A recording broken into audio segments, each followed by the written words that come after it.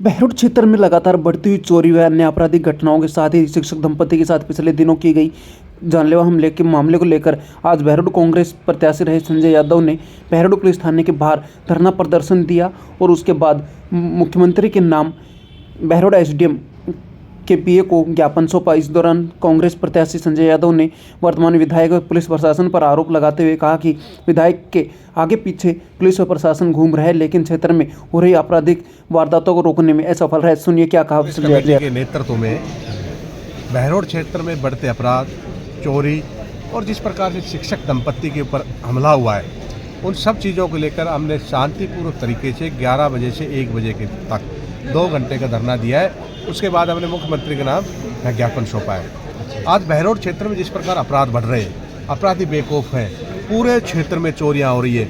जैसे आपने देखा गंडाला में हनुमान के मंदिर में चोरी हो गई, अब तक खुलासा नहीं हुआ। इसके बाद बहरोड क्षेत्र में एक ही जगह पे 5 चोरियां हो गई। उसके बाद कह रहे दोबारा भी चोर आए, इतने वो बेखौफ हो रहे हैं, उसका कोई खुलासा नहीं हुआ।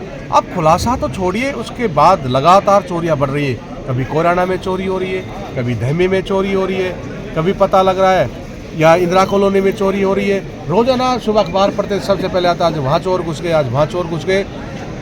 रोजाना बाइकों की चोरी हो रही है। इसके अलावा पिछले महीने पीएचडी विभाग की भी 18 से 20 मोटरें चोरी हो गई। सरकारी विभाग भी सुरक्षित नहीं है, एक भी चोरी का अब तक खुलासा नहीं हो पाया। हम पहले एक बार डिप्टी साहब से मिले थे, हमने डिप्टी साहब से कहा कि भाई हम भी चाहते हैं, हम प्रशासन की मदद करना चाहते हैं, उनका सहयोग करना चाहते हैं, हम अड़चन पैदा नहीं करना चाहते। कोई मुद्दा लेकर उसको खड़े हो गए, हमें पता है कि प्रशासन को उसके लिए समय चाहिए। हमने डिप्टी साहब से पूछा भाई आप कितने दिन में इनका खुलासा कर देंगे। उन्होंने हमें कहा 5 से 7 दिन का समय लगेगा, लगभग हम पूरी कोशिश करें पहुँच जाएंगे। हमने उनको 7 दिन का समय दिया। 7 दिन के बजाय भी उससे भी ज़्यादा हमने और समय दे दिया। वही हो सकता पुलिस का 1-2 दिन का ज़्यादा समय लग जाता है। आप ताजुब करेंगे, वो तो एक भी खुलासा नहीं हो पाया। लगातार चोरियाँ बढ़ती रही। चोरियों के साथ साथ फिर पिछले दिनों उनके बाद आपने देखा जिस प्रकार शिक्षक दंपत्ति सुबह सुबह घूमने के लिए जा रहे थे, उनके ऊपर जानलेवा हमला हुआ, पूरा सीसीटीवी में कैद हुआ है। आज उसमें भी कोई खुलासा नहीं हुआ। फिर उसके बाद हम दोबारा डिप्टी से मिले, साहब हमने आपको 7 दिन का समय दिया था, चोरियां तो रुकी नहीं, अपराध रुके नहीं, उल्टे बढ़ते जा रहे, देखो अब इनके ऊपर हमला हो गया। तो मैं उस दिन कह के आया था कि हम आपको 3 दिन का समय देते हैं, आप उनको गिरफ्तार करिए। बुधवार तक का मैंने समय दिया था, अगर बुधवार तक नहीं करेंगे तो बृहस्पतिवार को कांग्रेस पार्टी यह धरना देगी। कल जब हमने घोषणा करी कि हम 11 से 1 बजे तक 2 घंटा यह धरने में बैठेंगे, तो उसके बाद आनन फानन में पुलिस ने 3 लोगों को दिखाया, अगर हमने इनको गिरफ्तार किया है। पर मैं आपके माध्यम से कहना चाहता हूँ, हम चाहते हैं कि मुख्य जो साजिश करता हो वो गिरफ्तार हो। आज शिक्षकों पे हमले हो रहे हैं और जिस प्रकार पूरे क्षेत्र में आवाज़ आ रही है, सब लोगों को आपको पता है, प्रशासन को भी पता है कौन इसमें साजिश करता है। आज शिक्षा को बढ़ावा देने वाले, पढ़ाने वाले लोग इस प्रकार का करने लग जाएंगे।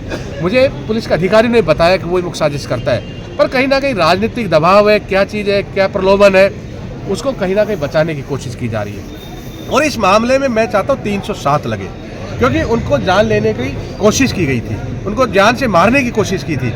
अब इसमें अगर 308 लगती है तो यह भी तो एक अन्याय हुआ। हमने देखा था जब मोहित यादव पे हमला हुआ था तो उसके तो इनसे बहुत ज़्यादा कम चोटें थी, फिर भी 307 लगी थी, क्योंकि जानलेवा ही हमला था। आज इन पे भी 307 लगनी चाहिए। क्यों 308 लगनी चाहिए? तो ये राजनीतिक संरक्षण है, ये नहीं होना चाहिए। और मैंने पुलिस प्रशासन को कहा है, जिस प्रकार से यहाँ में पता लगा कि जाब्ता कम है, तो हमने भाई ऊपर के अधिकारियों को अवगत कराओ, हम लोग भी मिलेंगे ऊपर के अधिकारी से, जाब्ता बढ़ना चाहिए, गश्त बढ़नी चाहिए। परंतु ये जो जाब्ता है उसको तो कम से कम काम में लो। परंतु यहाँ बहरोड में एक फैशन बन गया नेताओं के आगे पीछे घूमने का। जब पिछली बार पिछला विधायक आगे पीछे पुलिस को लेके घूमता था, सब लोग हम कहते थे, मैं भी कहता था, डॉक्टर जसवंत भी कहता था, दूसरे नेता भी कहते थे, अब भाई क्षेत्र में ऐसे इसको क्या खतरा हो गया। उसी जनता जिसने विधायक बनाया है उसके जाने से भी उसको डर लगता है, उनके अंदर जाने से भी डर लगता है, आगे पीछे पुलिस रखता है। हम सब लोग कहते थे। आज मैं डॉक्टर जसवंत से पूछना चाहता हूँ, आपको जिस जनता ने इतने वोटों से जिताया है, पहले भी कई बार जिताया है, तो अब अचानक ऐसा क्या खतरा पैदा हो गया 1 महीने के अंदर, आप आगे एस्कॉर्ट लेके चल रहे हो, पीछे पीछे पुलिस चल रही है, और एसएचओ और ये डिप्टी तो सारे दिन उसकी हाजिरी में लगे रहते हैं। अब जब और दूसरे कर्मचारी भी लगे रहते हैं। अगर अब ये सरकारी कर्मचारी, अधिकारी अगर नेताओं की चापलूसी में बैठे रहेंगे तो आप बताइए ऑफिस का काम कब करेंगे?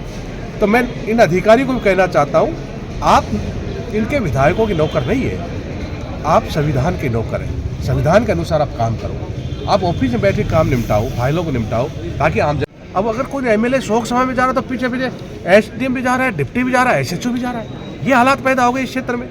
तो मैं इन नेताओं को कहता हूँ भाई, आप भी कहते थे आप ये सुरक्षा को बंद करो, अधिकारियों को काम करने दो, आप इनमें बेवजह प्रेशर मत बनाओ, और अधिकारियों को भी अपने ऑफिस में रहकर काम निपटाने चाहिए।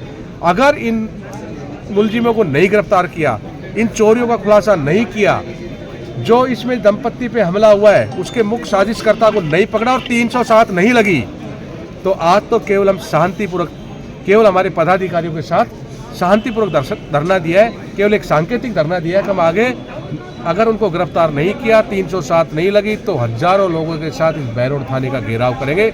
आज आपके माध्यम से हम दोबारा चेतावनी देके जा रहे हैं। कितने दिन का अल्टीमेटम? जल्दी से जल्दी इनको गिरफ्तार करें। जो भी इनको एक उचित समय लगता है 5-7 दिन, 10 दिन, इससे ज़्यादा समय नहीं, लीपापोती नहीं चाहिए। जब भी आए आपके 7 दिन का, फिर 5 दिन का, फिर 4 दिन का, ये समय नहीं चलेगा, डेट पे डेट नहीं चलेगी। अब यहाँ आप हमें बताइए, दोबारा मिलेंगे। आज हमने शांतिपूर्वक उनके कहने से धरना दिया, हमने कोई इस प्रकार का नहीं किया, हमने कभी प्रशासन को परेशान करने की कोशिश नहीं करी। हम चाहते थे प्रशासन की मदद करे, और मैं तो आपके माध्यम से कहता हूँ अगर इन्होंने जल्दी जल्दी उसको 307 लगा दी, मुख्य साजिशकर्ता को गिरफ्तार कर लिया, तो संजय यादव सबसे पहले अधिकारियों को सम्मानित करने के लिए आएगा। आपने कहा कि आशीर्वाद लगा। आप बताओ, जिस प्रकार से पहले 2 डम्मी लोगों को भेज दिया, वो ले रहे हैं, डॉक्टर साहब हमने हमला किया है, उसके बाद आज मैंने तो अखबार के माध्यम से ही पढ़ा है जिसमें पता लगा मुख्य साजिशकर्ता के बजाय उसके दूसरे स्टाफ के ऊपर जिस प्रकार थोपी जा रही बातें, उसके कहने से हमला हुआ। क्योंकि हम लोगों ने थोड़ा दबाव बनाया तो उनको पता लगा कि मुख्य बात तक तो जानी पड़ेगी, तो उसको छोड़ के उस स्टाफ तक पहुंच गए। आप इसमें मुख्य साजिशकर्ता है उसको गिरफ्तार करें। अगर उसके ऊपर कोई राजनीतिक संरक्षण नहीं होता या कोई ना कोई प्रलोभन नहीं होता, तो फिर उसको क्यों बचाने की कोशिश की जाती। आप पत्रकार बंधु, आप ही बता दो, आपको भी हमसे ज़्यादा पता है अब मुख्य साजिशकर्ता कौन है, सबको पता है। अब शिक्षा में काम करने वाले लोग इस प्रकार का काम करेंगे तो फिर तो क्या वो पढ़ाएंगे, क्या लोग करेंगे। ये एक बहुत निंदनीय कृत्य था, हम इसकी निंदा करते हैं और जल्दी जल्दी गिरफ्तारी करने की मांग करते हैं।